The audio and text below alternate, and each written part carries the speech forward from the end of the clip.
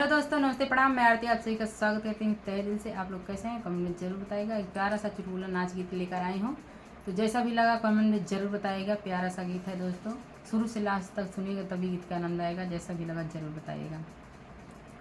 बिछिया मरले हो अंगुरिया का बताई ना दो, बिछिया मरले हो अंगुरिया का बताई ना दो, का बताई ना दो, का बताई ना दो, का बताई ना दो, का बताई ना दो, बिछिया मरले हो अंगुरिया का बताई ना दो, बिछिया मरले हो अंगुरिया का बताई ना दो।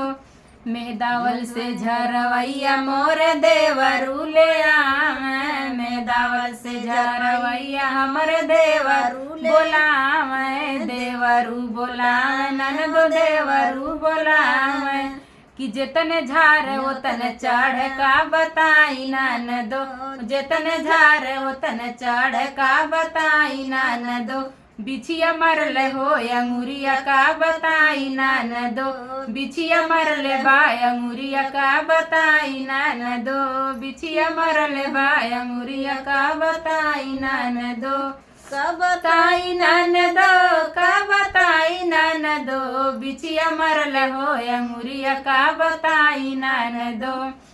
बखीरा से झरवैया मोरा देवरू बोलावे, बखीरा से झरवैया हमरे देवरू बोलावे, देवरू बोलावे ननदो देवरू बोलावे, कि जितने झार उतने चढ़ का बताई ननदो, जितना झार उतने चढ़ का बताई ननदो, बिछिया मरले हो अंगुरिया का बताई दो, बिछिया मरले बाय अंगुरिया का बताई दो, बिछिया मरले हो अंगुरिया का बताई दो।